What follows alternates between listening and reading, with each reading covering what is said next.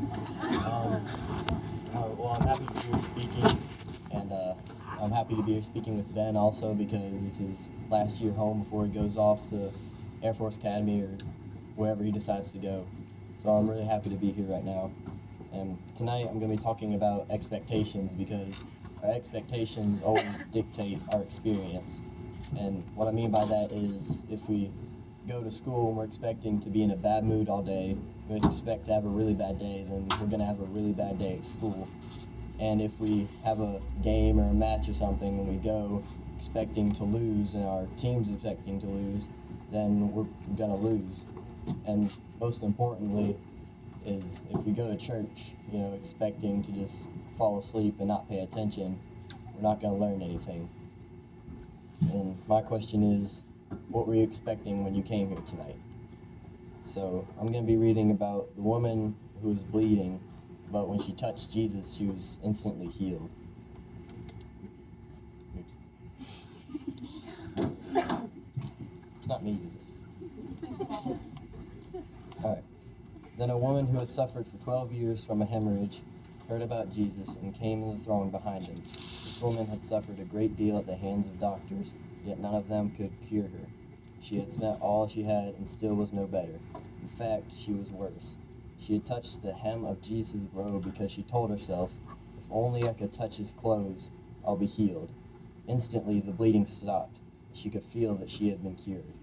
At the same moment, Jesus sensed that power had gone out of him. He turned around and said, "Who was touching me? Who touched my clothes?"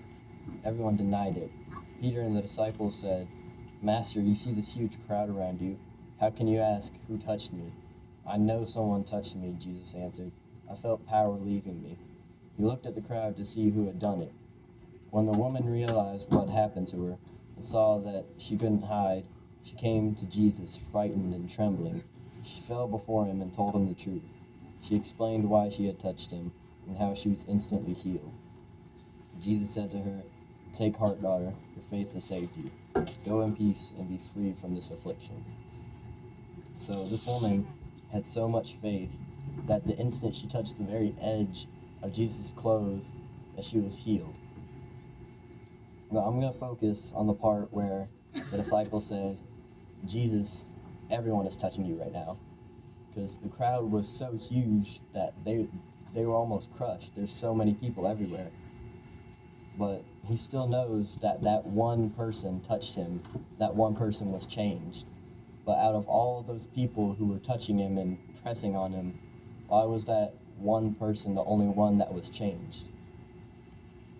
It's because she was the only one that expected to encounter God and be changed for life. Everyone else just expected to bump into God and keep walking and be the same person that they were when they encountered him.